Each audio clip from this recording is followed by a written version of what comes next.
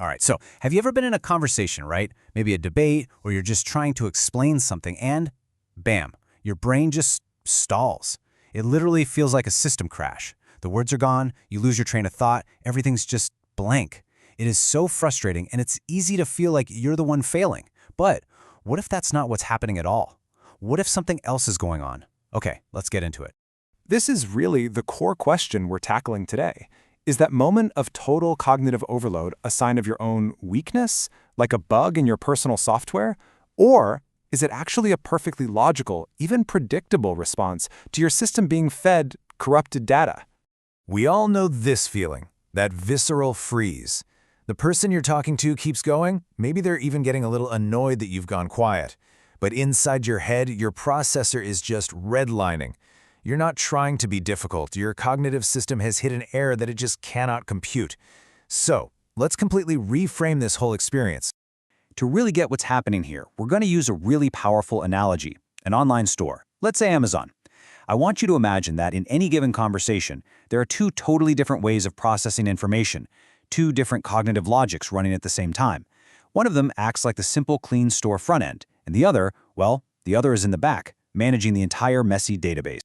Okay, this is where the mismatch becomes crystal clear. Think about it. The front-end logic is all on the surface. It's the user interface. It sees a button, it clicks the button, and it assumes the item goes in the basket. Simple. The input is just assumed to be valid.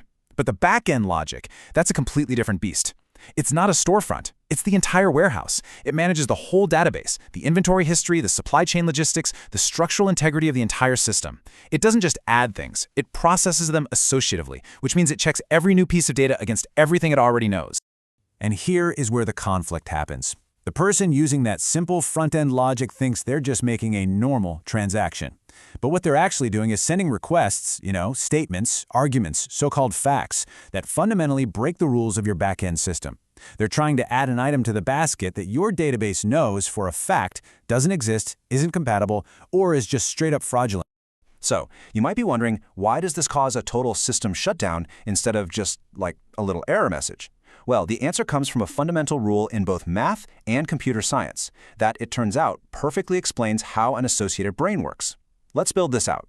The concept is called operator precedence. You probably remember this from school, right? PEMDAS, or Please Excuse My Dear Aunt Sally. It's that basic rule of math that says you always do multiplication and division before you even think about doing addition and subtraction. And this isn't just, a helpful hint. It's a fundamental law. You have to do it to get the right answer. Well, guess what? It turns out our brains have their own version of this exact same rule. So the person with the front-end logic, they think in terms of simple addition. They believe they can take a conversational truth and just add a little bit of distortion to it. A vague statement here, some outright bullshit there. To them, it all just sits in the basket together, a harmless little addition.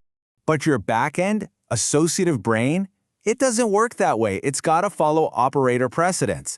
A new piece of information isn't just added to the pile. It gets multiplied against the entire existing structure to check for validity, to see how it integrates. So when they introduce that bullshit, your brain computes it as a multiplication problem. Truth times bullshit. And this right here is the punchline. What happens when you multiply any number, any complex coherent system, by zero? Or in this case, by a structurally unsound value that we're calling bullshit. You get a total, systemic, structural failure. The entire equation is corrupted. The calculation can't be completed, and the system hangs. And this is the most crucial point. That feeling of your brain crashing is not a bug. It's a feature. It is your system's integrity check working exactly as intended. It's your brain correctly identifying a corrupted equation and refusing to process it, because it knows that processing it would corrupt the entire database of your understanding. Now, this whole analogy of operator precedence and the Amazon store, it isn't just some clever metaphor. It's actually directly supported by decades of research in cognitive science. So let's take a look at how some of the leading researchers explain this exact phenomenon of being overloaded by bad input. Okay, let's walk through this, because it all connects so perfectly. First, you've got John Sweller's cognitive load theory. That bullshit we were talking about, he gives it a fancy scientific name, extraneous cognitive load. It's basically the mental junk that gets in the way of real learning. Then you've got Ben Paris, whose work shows how this junk causes interference and control failure. Think of it like a massive traffic jam on your brain's back-end servers, disrupting all the automatic connections you rely on. And finally, Nadia Elbawaba's research talks about transactional cost. Basically, your brain does a quick calculation and realizes the energy required to decode the bad input is just way too high for the payoff. You see the pattern here? In every single case, the science points to the same culprit, the input, not your processor. And you know what's wild? Researchers actually have this super precise term for this. It's a Dutch term, verminder de taalinput. It literally means reduced language input.